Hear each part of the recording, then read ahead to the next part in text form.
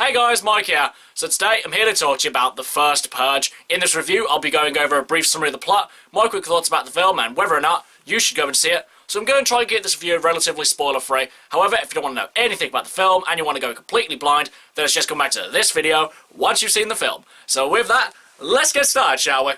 Stay strong, I'm coming.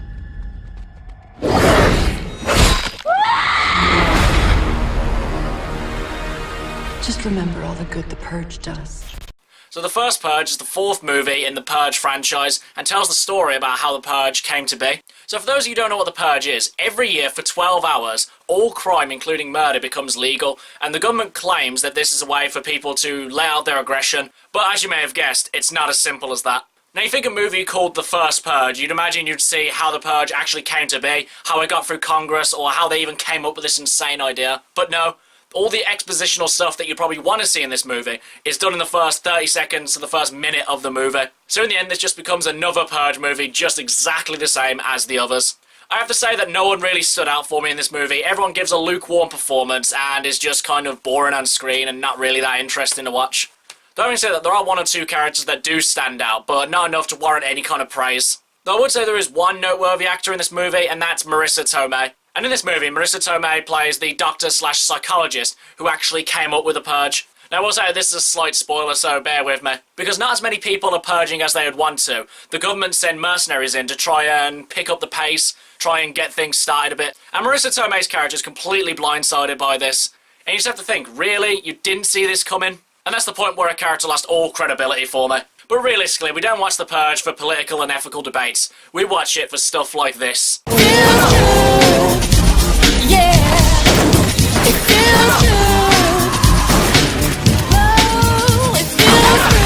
But as I said, this movie doesn't really offer anything new in that department. It's the same old stuff that we've seen before in all the other Purge movies. And I'd have to say that this movie is the most irrelevant of them all. I mean, you could argue what's the point of the franchise anyway, you could have just stuck with the first film. But the way I see it, the first Purge movie with Lena Headey and Ethan Hawke was a small personal story about the Purge. The second Purge movie was on a larger scale and showed the bigger picture about the Purge.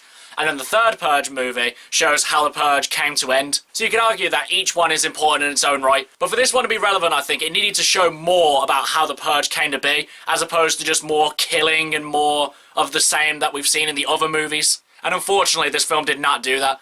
And that's why, for me, this one is the worst one in the franchise. Overall, guys, the acting was meh, the story was meh, and the presentation was, again, meh. And as we're going to see this in the cinema, I can't possibly recommend that you go see this movie. Even if you are a fan of the Purge movies, I would just say that you can give this one a complete miss. Okay, guys, that's my quick review of The First Purge. If you've seen it, what did you think about it? And what's your favourite social experiment movie? Whatever it is, drop it in the comments below. And until next time, I've been Michael. See ya!